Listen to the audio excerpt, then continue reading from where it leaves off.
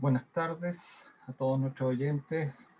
Hoy día tengo el gran placer de presentar a Rodrigo Olea. Él es profesor de la Universidad Andrés Bello y doctor en física de la Universidad de Chile. Muy buenas tardes, Rodrigo. Un placer de tenerte acá con nosotros. Muchas gracias. Buenas tardes, Mario. Muchas gracias por la presentación. Un gusto estar acá. Voy a empezar a compartir. Así es. El escenario es todo tuyo.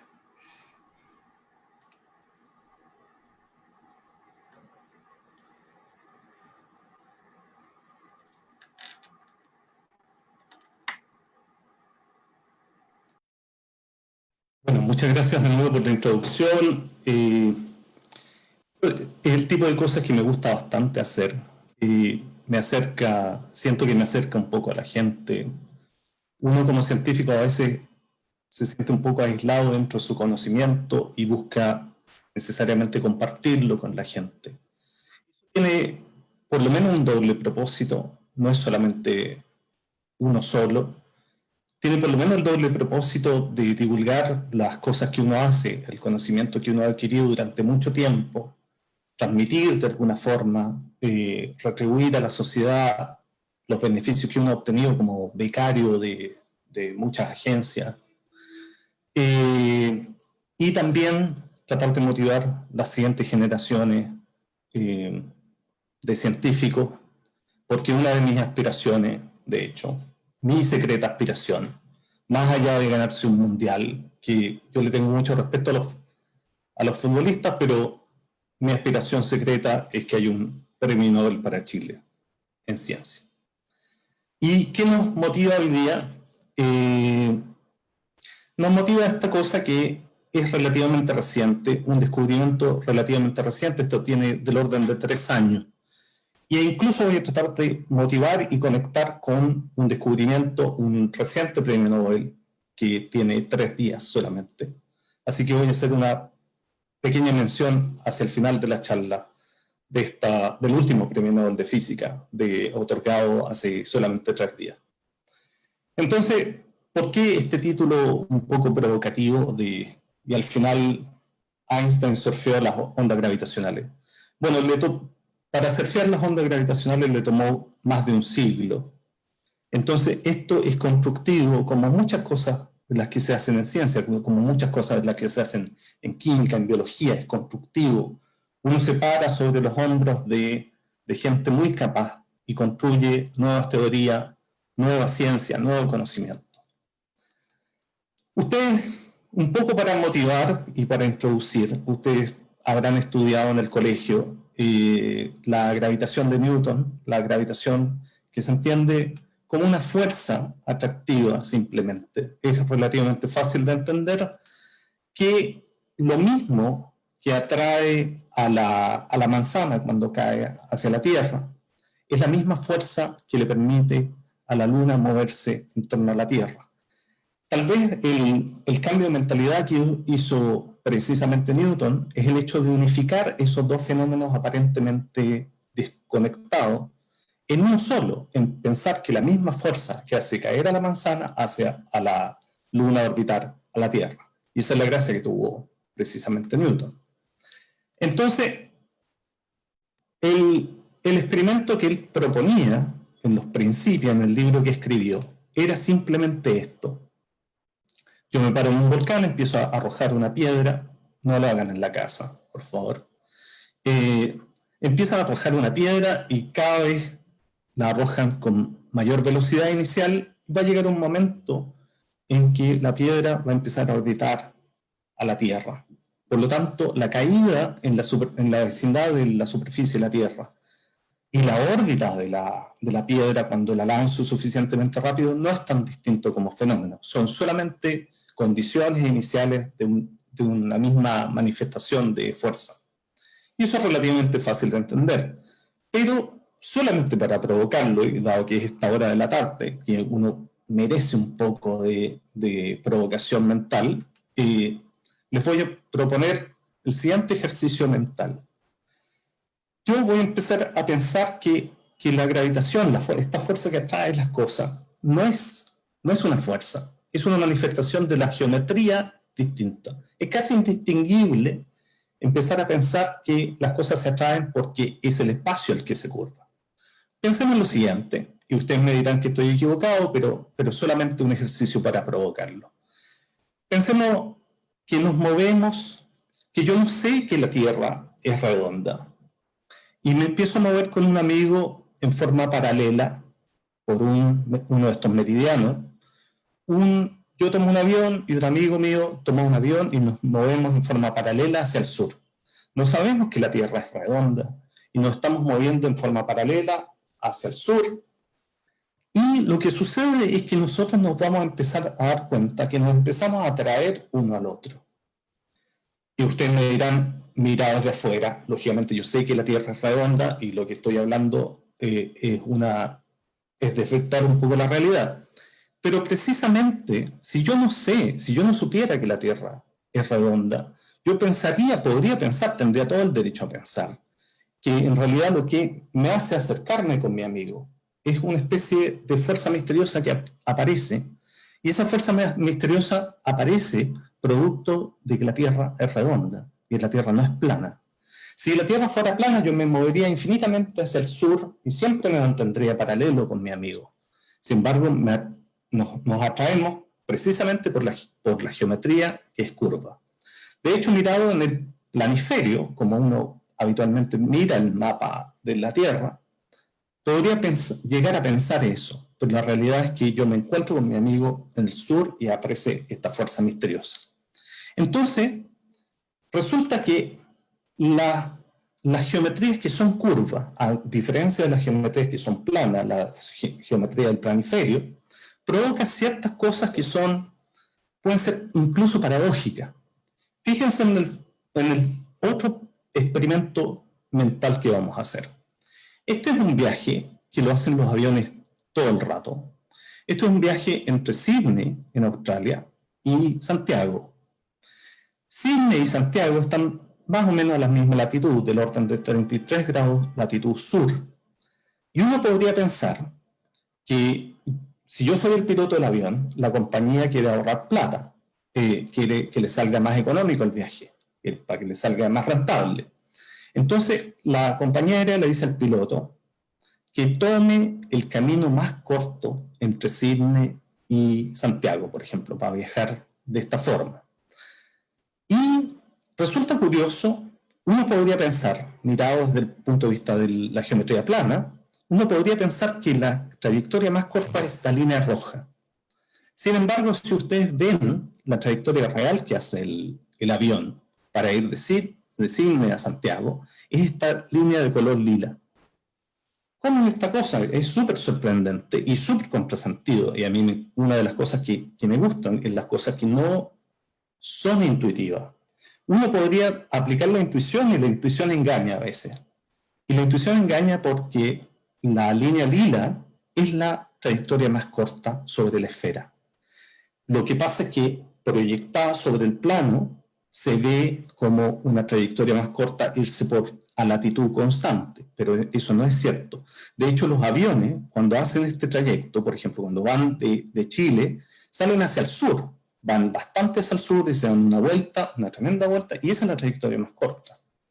Entonces, lo que es distinto, hay que distinguir las geometrías que son planas, la geometría que uno aprende típicamente en el colegio, de un plano del cuaderno, de una geometría que vive sobre una esfera, por ejemplo. Entonces, para dar un ejemplo de esa diferencia en cuanto a geometría, veamos cómo es el comportamiento de un triángulo sobre la superficie de la Tierra. Yo tengo todo el derecho de dibujar un triángulo sobre la superficie de la Tierra. Por ejemplo, de partir en el polo norte, bajar por un meridiano, irme por un paralelo y volver a subir por otro meridiano.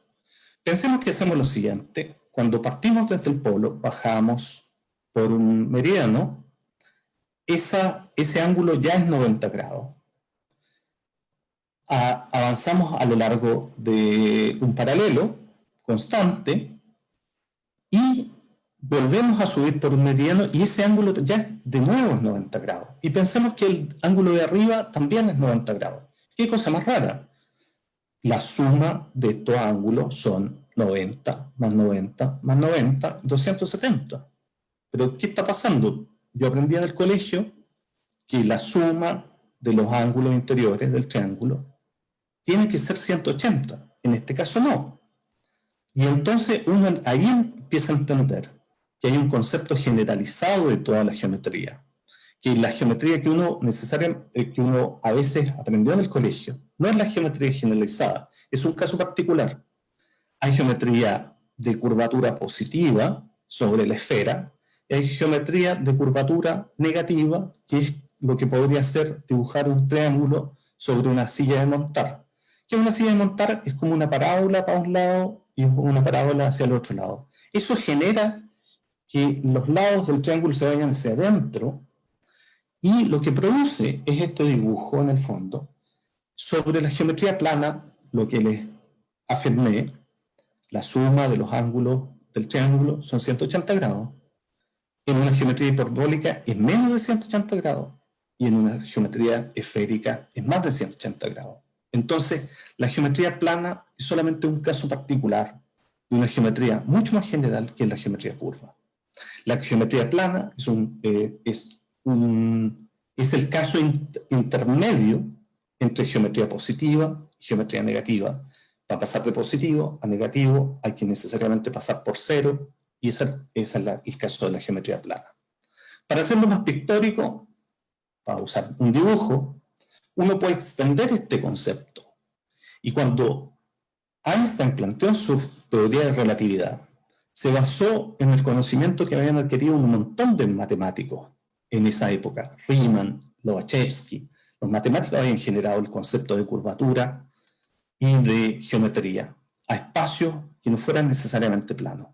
Entonces, él usó estos elementos de matemática para ponerlo en un contexto físico y interpretar la gravitación como una deformación del espacio. Y la imagen que ustedes pueden tener es que cuando yo tengo el espacio absolutamente plano, esta grilla del espacio son todas las líneas paralelas, no le pasa nada, está todo bien comportado. Entonces, yo pongo una masa y todo se deforma.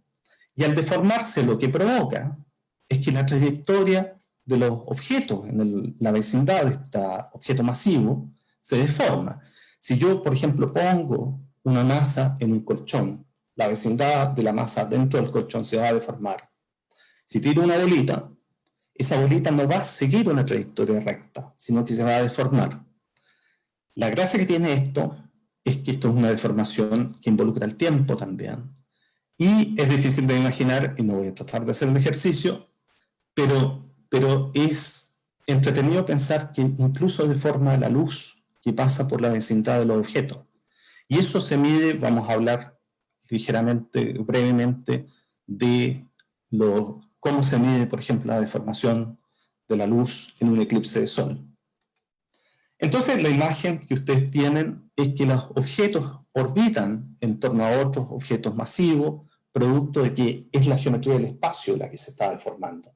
Es como si yo precisamente pusiera en la colchoneta un objeto masivo y tirara la bolita, y eso permite una órbita.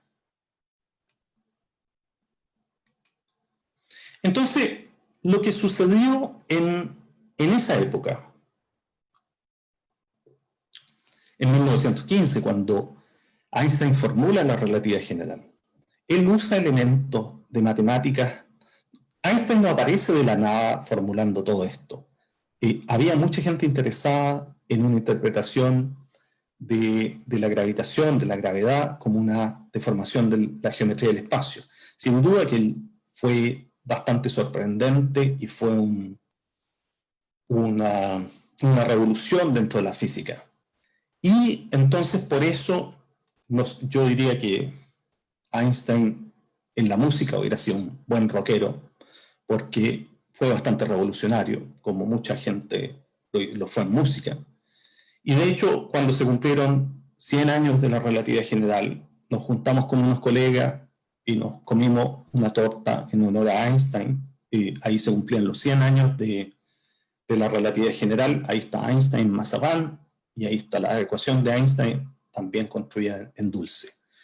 Y fue bastante entretenido porque muy poco tiempo después vino esta nueva revolución de detectar por primera vez las ondas gravitacionales. Entonces fue casi a los 100 años que la gente empezó a encontrar. De hecho, pocos meses después de cumplirse los 100 años de la relatividad general, se observó por primera vez las ondas gravitacionales en forma directa, y el premio Nobel fue otorgado 2 años después. Pero había, antes de encontrar las ondas gravitacionales, yo quisiera mencionar otras cosas que la relatividad general predijo en algún momento. Son ligeramente más técnicas, pero sirve para dar contexto que durante un siglo la gente fue probando casi todas las cosas de hecho, que la relatividad general predijo. Una cosa que la gente se mantuvo un misterio durante varios siglos. Los astrónomos, hay una cosa que hacen bien, que es medir con bastante precisión, por ejemplo, las órbitas de los planetas. Y llegaron a determinar que si la gravitación de Newton, la gravedad de Newton es cierta, las órbitas no son circulares, son elípticas. Entonces la elipse tiene un eje mayor y un eje menor, pero ese eje mayor se mantiene en la misma dirección todo el tiempo. El planeta orbita una y otra vez sobre la misma órbita. Sin embargo, por ejemplo, Mercurio, que está el planeta más cercano al Sol, presentaba un movimiento de su órbita. El punto más cercano al Sol se llama perihelio, el punto más cercano a la estrella central. Y ese perihelio se empieza a mover, se mueve muy poco a través de los siglos, pero este es efecto acumulativo, y eso no se podía explicar desde el punto de vista de la gravedad de Newton. Y entonces se aplicó la teoría de relatividad general, que predecía que los planetas no se movían exactamente en una elipse, sino que esa elipse sí se iba desplazando de a poco. Y resultó que la teoría de la relatividad general dio una respuesta a un problema que era bastante técnico, que la gente no conocía tanto, pero sin embargo había estado ahí durante siglos. Entonces, bien por punto a favor para la relatividad general.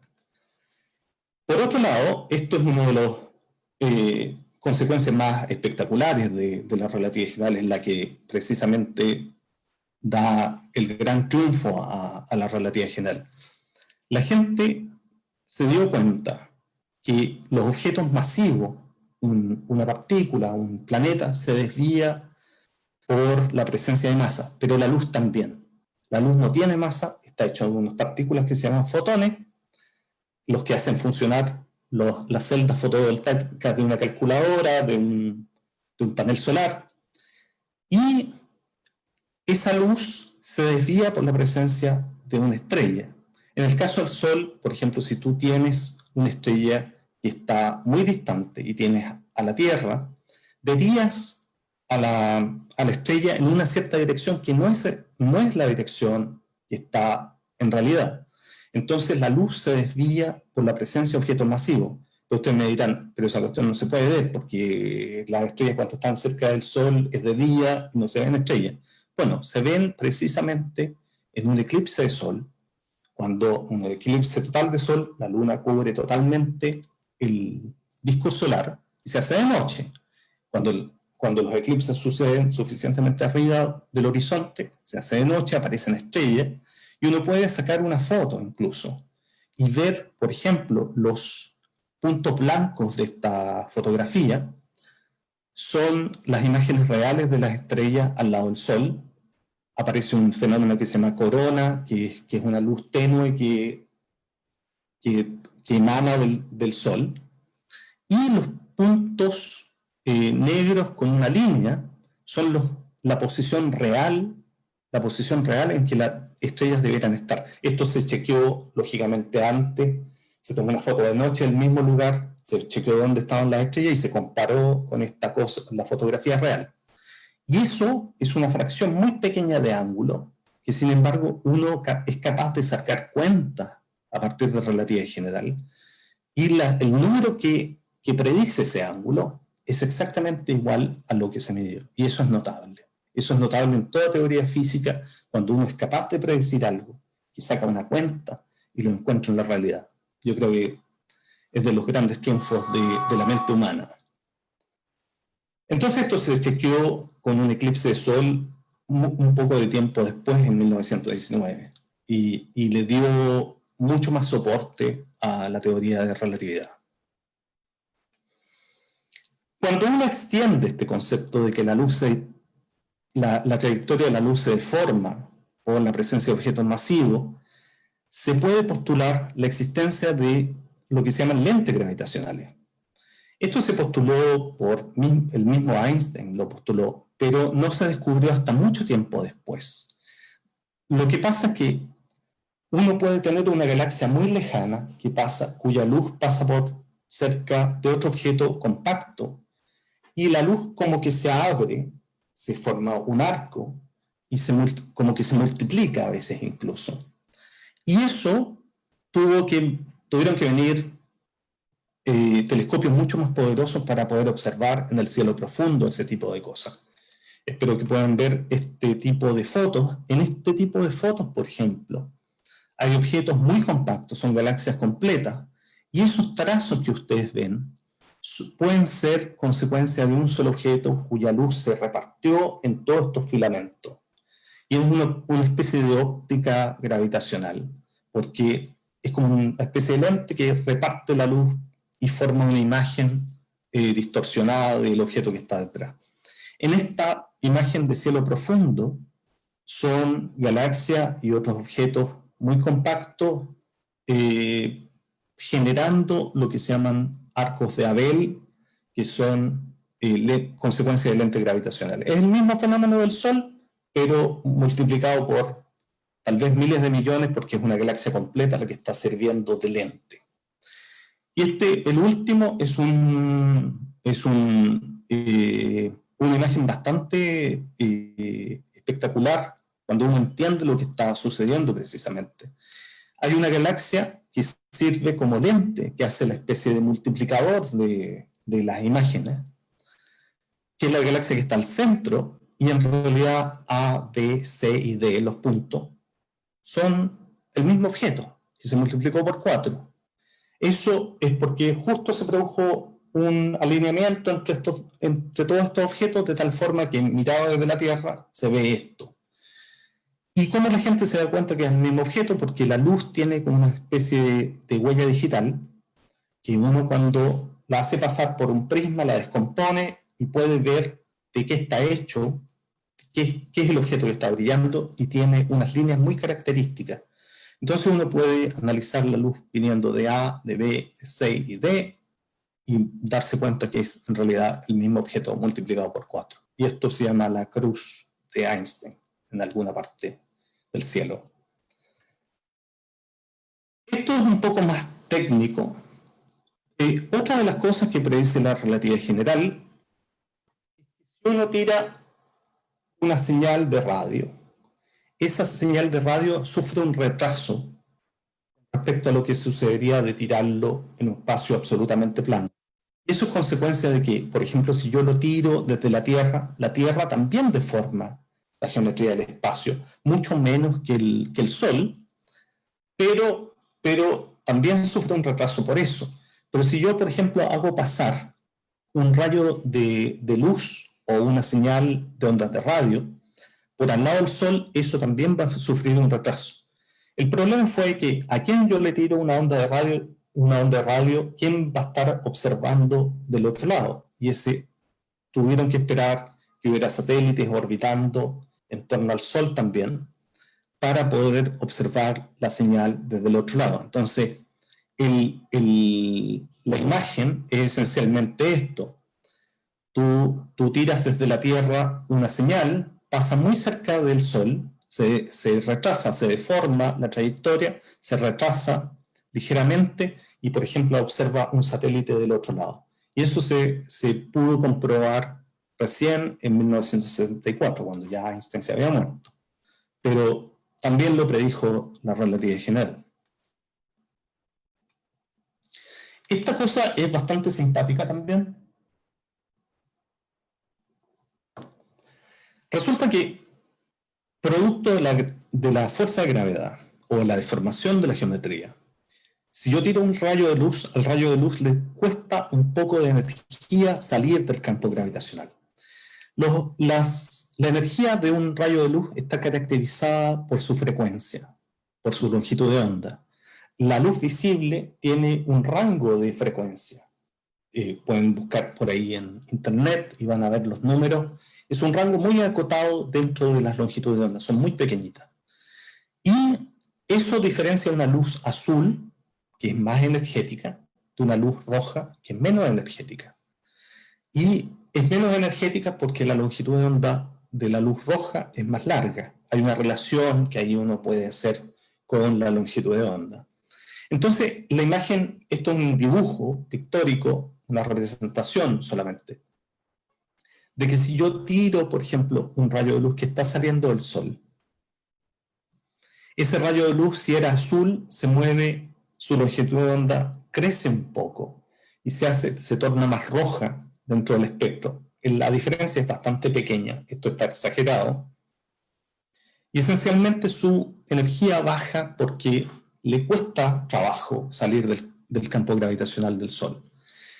A nivel de la Tierra, eso se puso en evidencia, eso se puso en evidencia a través de un experimento que simplemente tiraba un láser en un laboratorio en Harvard del año 59. Los tipos tiraron esencialmente un rayo de luz hacia arriba, un rayo de luz con una longitud de onda muy característica, que conocían a la perfección y podían detectar pequeñas perturbaciones a la longitud de onda.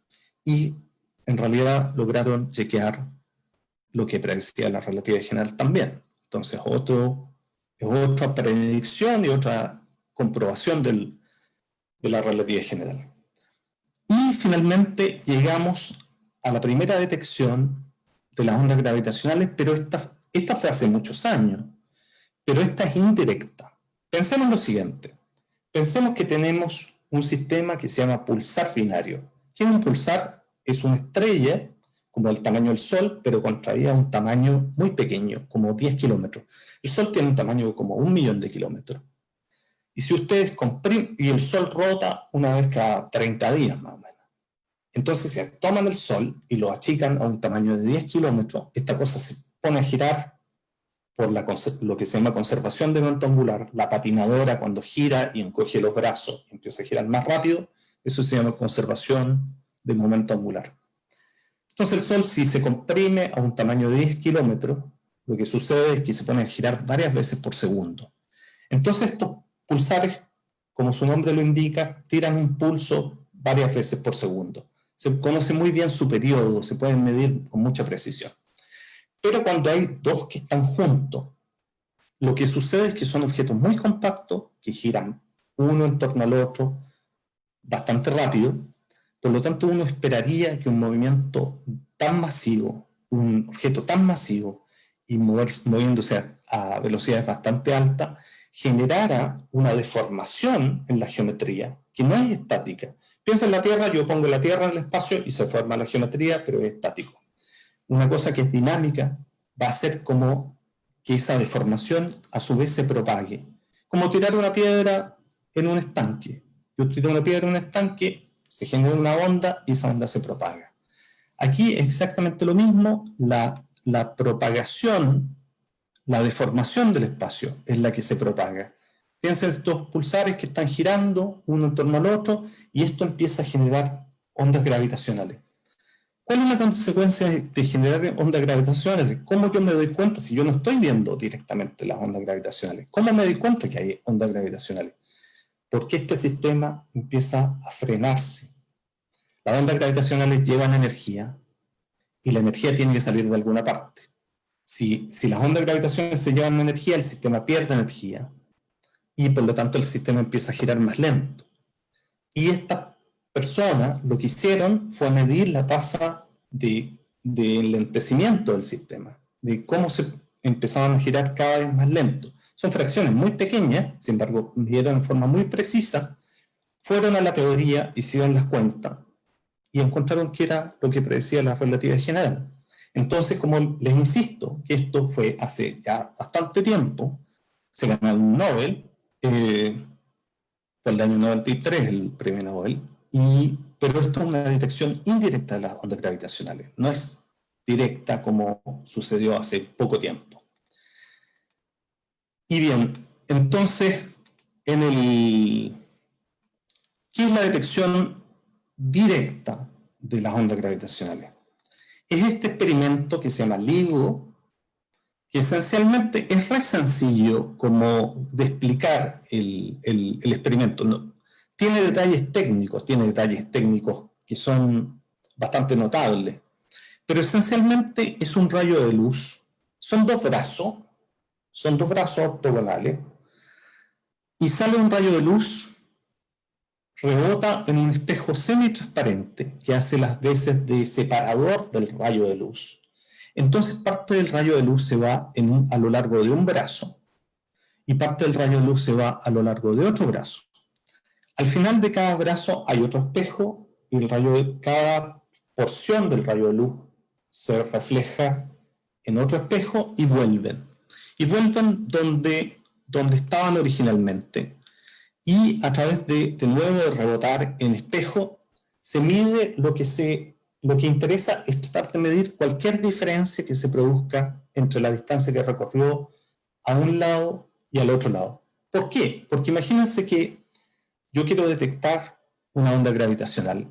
La onda gravitacional es como un tren de onda, que es una perturbación de la geometría. Es decir, si viene una onda gravitacional, me va a modificar las distancias de las cosas.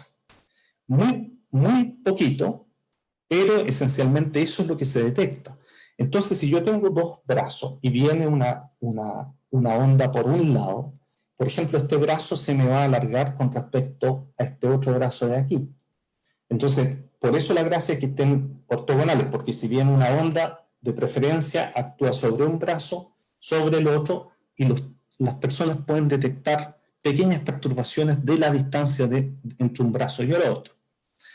Y al final, por ejemplo, esto está montado, son dos detectores que están montados en medio del desierto, esencialmente, porque uno de los problemas que tiene esta cosa es que son muy sensibles.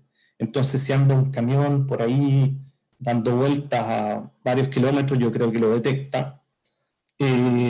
Son instrumental muy sensible donde hay mucho ruido en el sistema para distinguir la señal de lo que tienen que detectar. Entonces son dos experimentos, uno en Livingston, en Luisiana, y otro en Hartford, en el estado de Washington, en el norte. Están separados por 3.000 kilómetros. ¿Por qué están separados por 3.000 kilómetros? Porque las ondas gravitacionales viajan a la velocidad de la luz. Entonces, de preferencia, los detectores tienen que estar muy separados para que uno, por ejemplo, detecte una señal que es sospechosa de un fenómeno de onda gravitacional y una porción de segundo después la detecte en otro lado. 3.000 kilómetros andando a 300.000 kilómetros por segundo es una porción súper chica de segundo, pero la electrónica en estos momentos puede detectar ese tipo de cosas y comparar las señales. ¿Y qué es lo que vieron ellos? ¿Qué es lo que se ve? Se ve esencialmente estos gráficos que pueden no decir mucho, pero son el gráfico característico de lo que produciría que dos objetos muy compactos empiecen a girar uno en torno al otro y al final se fusionen. Lo vamos a mostrar en las simulaciones. Nada mejor que un ejemplo gráfico. Lo que ven ellos es esencialmente este sistema. Son dos objetos muy compactos. Son agujeros negros o son estrellas de neutrones como estos pulsares, que están perdiendo energía. Cuando pierden energía empiezan a girar cada vez más rápido y llega el momento en que esto realmente uno se pega al otro. Y en ese proceso se emite una cantidad brutal de energía al espacio en forma de luz, como un destello muy corto, pero también como ondas gravitacionales. Y eso es lo que se detecta. Eso es lo que permite que estas ondas viajen miles de años luz y las observemos de esa manera. Voy a poner para que quede un poco más claro. Esto es lo mismo que en el caso del pulsar binario, está perdiendo energía en el sistema, de a poco emitiendo un poco de ondas gravitacionales hasta que el sistema termina colapsando y se forma un objeto. Por ejemplo, la primera detección de ondas gravitacionales se supone que era un agujero negro de 30 veces el tamaño del Sol, masa del Sol, con uno de 60. Y se pegaron y se emitió una porción bastante importante en ondas gravitacionales, un fenómeno bastante violento también. Acá hay otra simulación, sola por completitud. Esto hace las veces de la geometría del espacio. Estos son como estas ondas que se producen en la superficie del agua.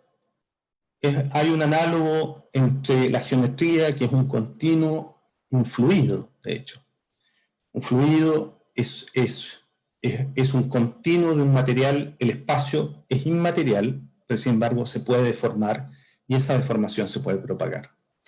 Y para terminar, solamente decir que tomó mucho tiempo, ustedes habrán podido ver una serie de experimentos que culminaron en esta cosa de las ondas gravitacionales. Dejar ese mensaje que a veces las cosas demoran, pero llegan, que es lo más importante. En ciencia hay que tener capacidad, pero también capacidad de esperar. Y al final, para llegar a decir que Einstein tenía razón, y él sabe que tenía razón, y siempre tuvo razón. Y solo para terminar, esto le concedió a 3 personas el Premio Nobel de Física esto es un experimento que detectó la primera vez en el 2015, se hizo el anuncio en febrero, no me acuerdo de qué año, supongo en el 2016 ya, y recibieron el Premio Nobel Weiss, Barish y Thorne. Thorne, de hecho Kip Thorne, estuvo en Chile hace poco tiempo, es el profesor que aparece en la película Interstellar, se representa, yo creo, el mismo. Y el último comentario tiene que ver con esta cosa del Premio Nobel de hace solamente 3 días. Sobre todo destaco a Sir Roger Penrose, que es un investigador en gravitación, en teoría gravitacional, que ha trabajado toda su vida y ya está muy avanzada edad. El tipo también es matemático y ha creado una infinidad de cosas en geometría muy interesante. Ha creado unas cosas que se llaman cuasi cristales, que tienen mucho que ver con cosas que uno encuentra en cristales en la realidad, en química incluso. Así que es muy interesante su legado y su mensaje. Ciertamente se lo merece. Y también para enfatizar que los fenómenos astrofísicos son cada vez más relativistas, tienen más que ver con agujeros negros y cosas que suceden a escalas de masa muy grandes.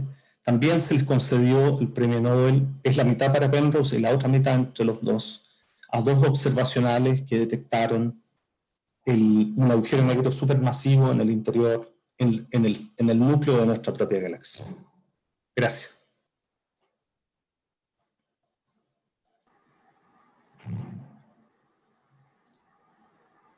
Muchas gracias, Rodrigo, por tu charla, muy interesante. Yo la estaba siguiendo y mientras tú hablabas me surgían muchas preguntas, pero también de nuestros auditores han estado bastante activos en las redes sociales mandando muchos saludos. Por ejemplo, Marcela Muñoz dice, es demasiado interesante tu charla.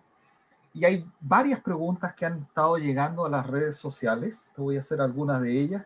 Por ejemplo, Valeria Garrido pregunta, ¿cómo se logra determinar la distancia de una estrella que está demasiado lejana a nuestro planeta?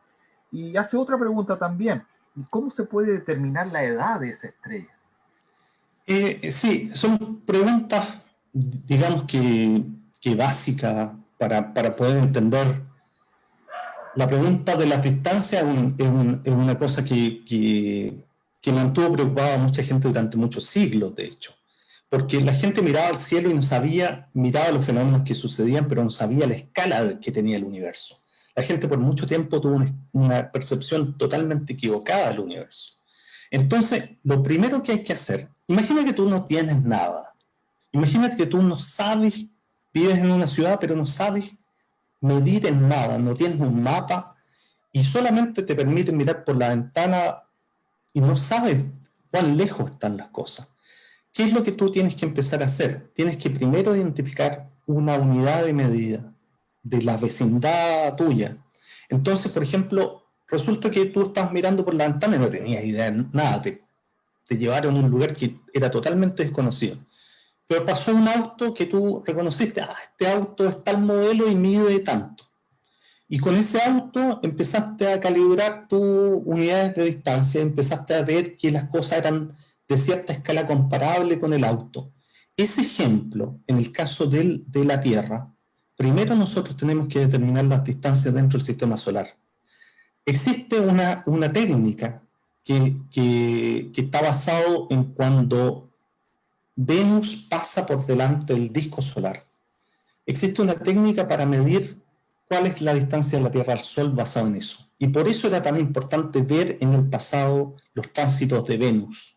La gente iba a distintos lugares, los lugares más exóticos de la Tierra, a observar el tránsito de Venus para poder determinar lo que se llama la unidad astronómica. Porque la unidad astronómica es como el metro patrón de medir las distancias grandes. Y de ahí, afortunadamente, para escalas un poco más grandes, esto es necesariamente un poco más técnico, se basa en el hecho de que hay estrellas que siempre brillan igual. No importa el tipo, o sea, no importa la estrella en particular, siempre tienen un cierto brillo, una cierta cantidad de brillo. Es como si yo tuviera una linterna que yo sé que tiene 50 watts. Si la pongo aquí, yo puedo, basado en lo que yo percibo de la ampolleta, yo puedo determinar a qué distancia está. ¿Por qué? Porque la luz se reparte en una esfera y entonces yo puedo medir una porción de esa esfera, de ese flujo de luz que viene y puedo determinar la distancia. De la misma forma se empieza a determinar las distancias dentro de la galaxia y a galaxias más lejanas. ¿Cómo se puede determinar la masa de la estrella? Eso también es una cosa que tomó mucho tiempo. Las masas de las estrellas están basadas en modelos que uno hace de cómo las estrellas nacen, viven y mueren. Entonces, por ejemplo, viendo la temperatura, por ejemplo, la temperatura a la que pueden alcanzar, que es el color esencialmente. Cuando yo caliento un pedazo de fierro y lo caliento ligeramente, se está poniendo rojo. Pues si yo lo calentara mucho, se pondría incluso medio verde, amarillo, verde, incluso azul. Y los objetos más calientes tienen longitudes de onda más cortas, pasan del rojo al azul, las estrellas también. Y en base a eso, y en base al brillo, y sabiendo la distancia, se puede conocer la masa que está asociada. Nadie anda con una pesa pesando estrellas. Eso se hace un modelo. Lo que uno entiende como modelo aceptado de la evolución de las estrellas está basado en eso. Cuando tú hablabas de estos lentes gravitacionales, me pareció muy interesante, pero la distorsión es gravedad y tiempo. Entonces, ¿podrían existir lentes temporales? No, porque eso lo que pasa es uno lo que cree, uno toma un supuesto en física, que es la causalidad. Uno asume que las cosas son causales, que la causa precede al efecto. Entonces, lo que tú hablas se llaman curvas de tiempo cerrado. Y uno habitualmente dice que no existen. No, porque si no desarrollas una serie de paradojas. Es como decir, yo, por ejemplo, no sé si les habrá llamado la atención alguna vez pensar el hecho que en electricidad uno tiene cargas positivas y cargas negativas. Sin embargo, en masa, y tiene un comportamiento muy parecido a la gravitación de Newton, tiene el mismo tipo de fuerza. Sin embargo, hay solamente masa positiva. Nadie anda pensando, por ejemplo, que existan masas negativas. Y eso, por ejemplo, uno asume que las energías son necesarias, las masas, por ejemplo, son necesariamente positivas, para no entrar en contradicciones con otras cosas. La ciencia está basada, es axiomática. En el fondo, uno tiene que partir de una serie de supuestos y tratar de ser consistente con la elección. Es revisionista también, es inmensamente revisionista. Lo que la gente se olvida a veces, que la ciencia se construye todos los días, se rechequea todos los días. Entonces, es como ejercicio mental, como ejercicio humano, es una de las mejores cosas que tenemos, porque es una cosa donde miles de personas están pensando los mismos problemas y es inmensamente crítica consigo mismo. Entonces, eso permite a la ciencia, de hecho, avanzar. ¿Crees que esta teoría de las ondas gravitacionales van a ayudar en algún momento a hacer la gran unificación de todas las 4 fuerzas fundamentales del universo? No directamente, pero es un chequeo mínimo de consistencia de la teoría gravitacional que era necesario.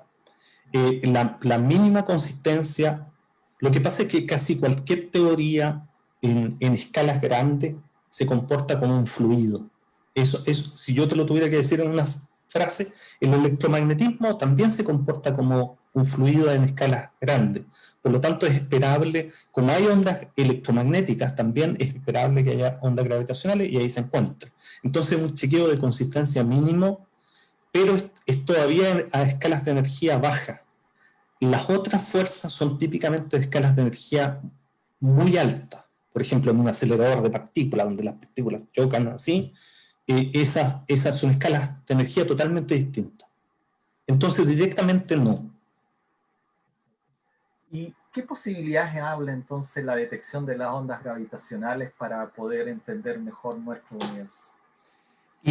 Lo interesante es que abre como una especie de nueva ventana. Es como si tú estuvieras en tu casa y nunca supieras que había una ventana atrás que te da un patio. Así, abres la ventana y ves el patio. Ves el universo en otra, no es ni siquiera otra longitud de onda. Porque el advenimiento de las técnicas en astronomía fue tal que nosotros pasamos de observar solamente en la luz visible a observar en los rayos X, en el infrarrojo, en tirar satélites que vivían en otra longitud de onda. Entonces, cada una de esas cosas, estas antenas súper grandes que están en el norte, que hay otras en radioastronomía, cada una de esas es como una ventana distinta y es complementario a la visión que tienen otros fenómenos. Entonces, un mismo fenómeno se puede observar en todas estas distintas longitudes de onda. Todavía no existen telescopios de ondas gravitacionales, va a tomar un tiempo. Nuestra información todavía es súper primitiva, estamos recién partiendo en esta cuestión. Entonces, no podemos ni siquiera tal vez vislumbrar lo que nos trae. El problema de las ondas gravitacionales en este momento es que no podemos discernir de dónde exactamente están viniendo, como una antena, un radiotelescopio, un telescopio. Pero yo creo que la mejora de las técnicas de observación, se supone que ahora van a estar montadas en satélites, LISA, el proyecto LISA, van a estar un satélite orbitando al Sol para detectar ondas gravitacionales. Eso yo creo que la gente va a entender mucho del origen de ciertos fenómenos a través de las ondas gravitacionales. ¿Y qué implicaciones tecnológicas podría tener esto si uno lo proyecta?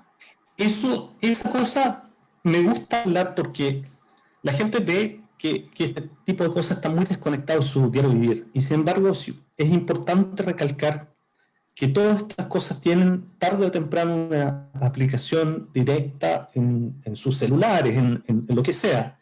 De hecho, el sistema GPS, el sistema GPS hay correcciones relativas general, por ejemplo, que hay que incorporar para medir distancia en forma precisa.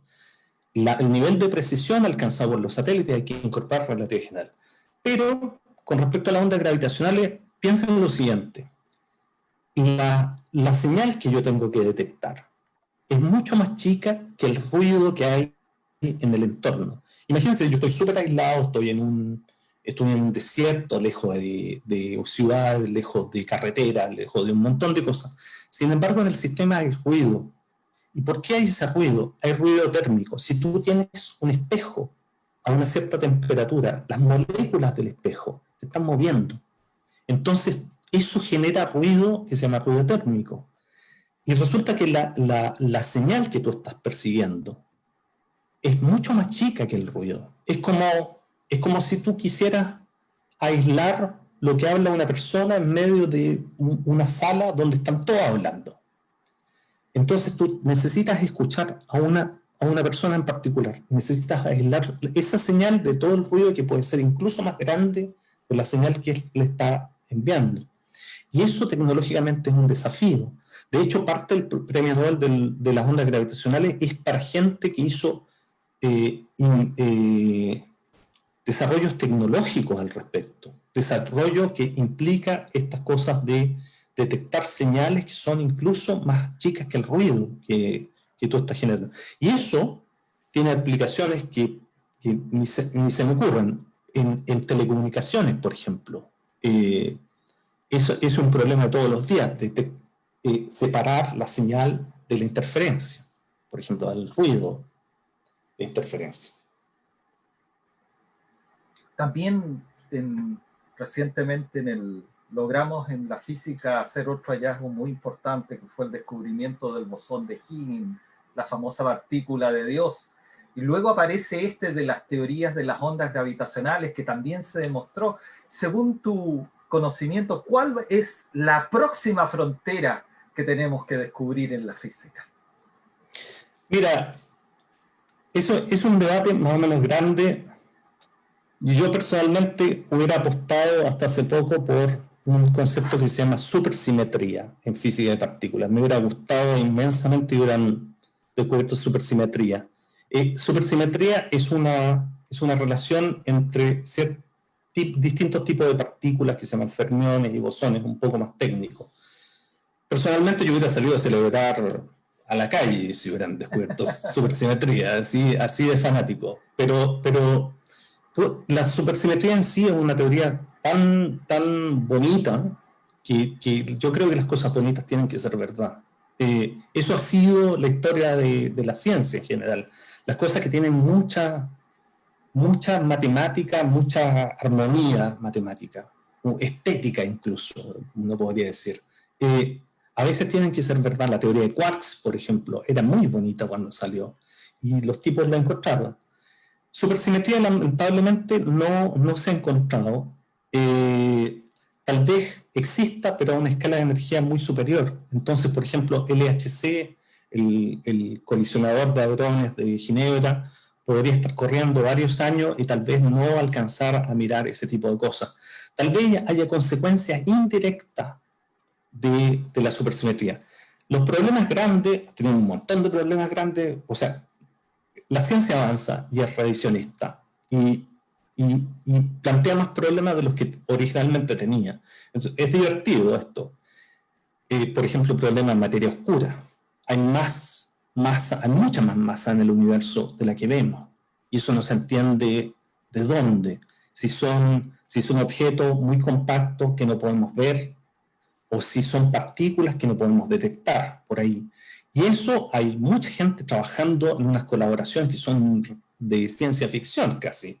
O sea, a mí me llama la atención, por ejemplo, hay un experimento que se llama Ice Cube en la Antártica, en pleno Polo Sur, que los tipos excavan un agujero. En la Antártica, el grosor del hielo en el Polo Sur deben ser 2 kilómetros. Y excavan en el hielo y ponen detectores para tratar de detectar evidencia de ciertas partículas que interactúan débilmente, para tratar de ver si hay más partículas que las que realmente estamos viendo. Tal vez por ahí vengan revoluciones. Muchas gracias, Rodrigo. Y para finalizar, una pregunta. Dentro de nuestros auditorios hay muchos estudiantes. ¿Qué le podrías tú decir a un estudiante que esté interesado en hacer ciencia y elegir a la física como profesión? Es una elección no del todo fácil. Yo creo que, por ejemplo, esto conecta incluso con las cosas de igualdad de género, diría. Porque la gente que sabe de cosas de educación, sabe que el interés por la ciencia hasta una cierta edad entre niño y niña es más o menos igual. La presión social es la que condiciona muchas veces que la gente deje de estar interesado en la ciencia. Hay que nadar contra la corriente muchas veces, hay que vencer la opinión de los demás y hay que seguir a la cabeza pero también al corazón. Hay que jugársela por lo que uno quiere. Yo lo puedo decir en una sola frase. A mí la física me lo ha dado todo. O sea, me dio una posibilidad de una carrera y una vida que es poco usual. Es cierto que es poco usual. No es esa vida lineal de que uno estudió, salió de la universidad, encontró un trabajo, se casó y se murió. Hay veces que la vida es un poco menos lineal que eso. Y un trabajo que te permite viajar, un trabajo que te permite vivir en otro lado, compartir otras culturas, tener amigos en un montón de lugares, no sé, no tiene precio. Para mí no tiene precio. Es una vida distinta, es una carrera distinta. Pero a nivel personal es una cuestión increíblemente motivante, porque a mí hasta el día de hoy me permite pasar tiempo trabajando en otros lugares. Yo trabajo varios meses al año afuera de Chile. Entonces, eso ya me ha dejado amigos en otros lados, colegas, de todo. Es bien fascinante para mí. Muchas gracias, Rodrigo, Gracias por estar a con nosotros y esperamos que te podamos tener acá para Explora Región Metropolitana Norte. Por supuesto, cuenten conmigo. Yo feliz. Y a todos nuestros auditorios, muchas gracias por haber escuchado la charla de Rodrigo y nos esperamos el próximo jueves también por nuestras líneas, por nuestras redes sociales y por Facebook. Muy buenas tardes. Muchas gracias, Chao, buenas Rodrigo. tardes. Chao.